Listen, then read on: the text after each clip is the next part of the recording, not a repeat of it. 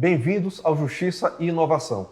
Hoje vamos conhecer de que forma as soluções inovadoras estão transformando o judiciário maranhense. Tenho a satisfação de receber comigo hoje aqui as juízas Sueli Feitosa, Marcela Lobo, os juízes Ferdinando Cerejo e Felipe Damos, para discutirmos esse tema tão relevante para o nosso Poder Judiciário. Ferdinando, como a inovação tem impactado o trabalho nas comarcas do Maranhão? Lídice, a inovação no Judiciário Maranhense, ela impacta em vários aspectos da nossa atividade. Ela nos dá mais agilidade, mais transparência e, através da robotização, por exemplo, conseguimos automatizar processos muito simples e repetitivos, e isso nos libera tempo para nos dedicarmos àqueles processos que dão mais impacto para a sociedade. Ferdinando, como um líder em projetos de inovação no Judiciário Maranhense, você poderia compartilhar como essas práticas estão sendo integradas ao nosso trabalho? Sueli, a inovação está sendo integrada em vários aspectos do trabalho do Judiciário Maranhense, em diversos níveis de complexidade, desde as coisas mais simples até o uso de inteligência artificial, por exemplo. Dentre essas inovações, eu posso destacar o uso do Visual Law para melhorar a comunicação com a sociedade e com os próprios colegas. Concordo com você, Ferdinando.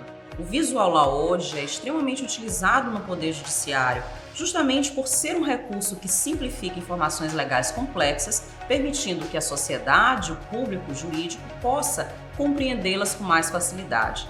Essa é a grande vantagem da utilização do Visual Law. Ele traz acessibilidade e compreensão, permitindo que informações jurídicas complexas e argumentos possam ser colocados de maneira que todos o compreendam de uma maneira mais facilitada. Marcela, eu tenho um exemplo bem prático.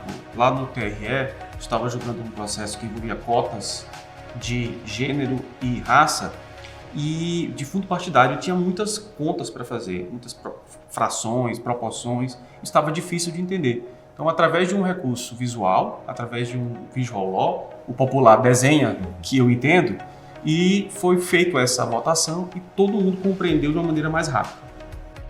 Agora, é preciso destacar que a utilização do Visual Law não é a mera inserção de caracteres especiais, fontes coloridas e imagens em decisões judiciais.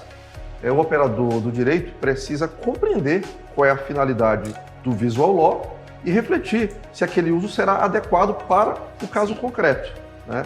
Mas é certo, acho que todos nós concordamos com isso, que o Visual Law ele é capaz de trazer mais eficiência e transparência para o sistema judiciário.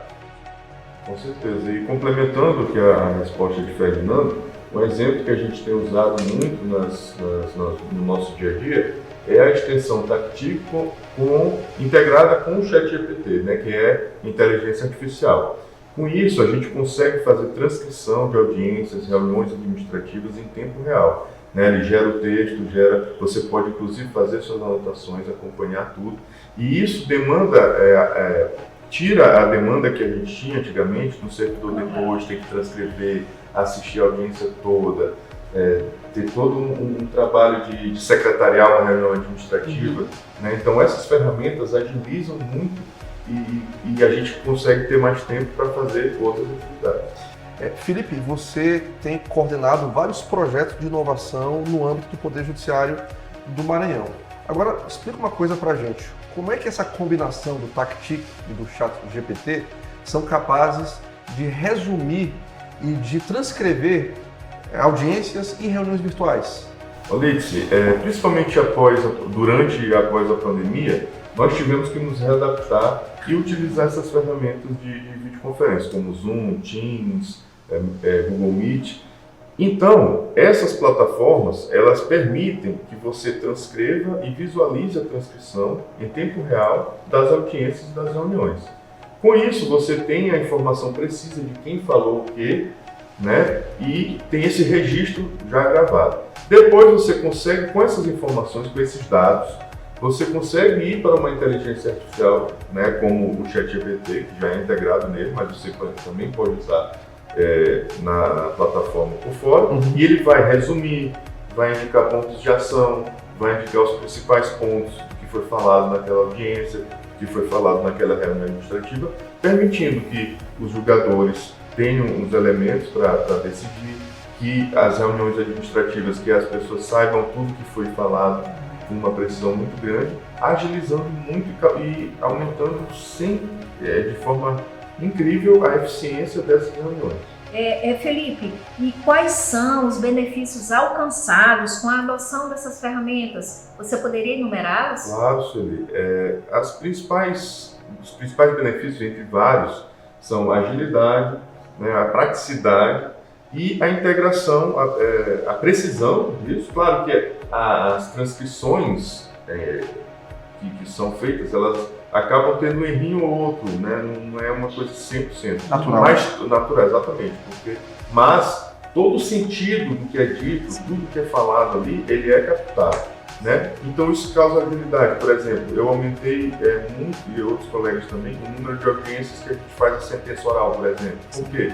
O promotor ele pode ter a extensão lá no computador dele, o defensor, né, o advogado no computador dele, e eles já fazem as alegações finais orais ali, já vão preparando.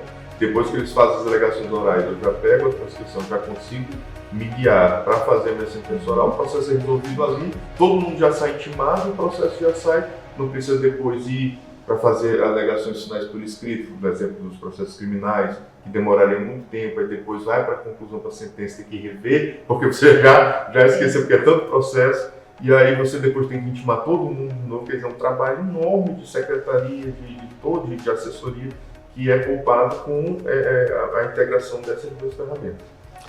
Nós estamos falando de um momento revolucionário no Poder Judiciário do Maranhão.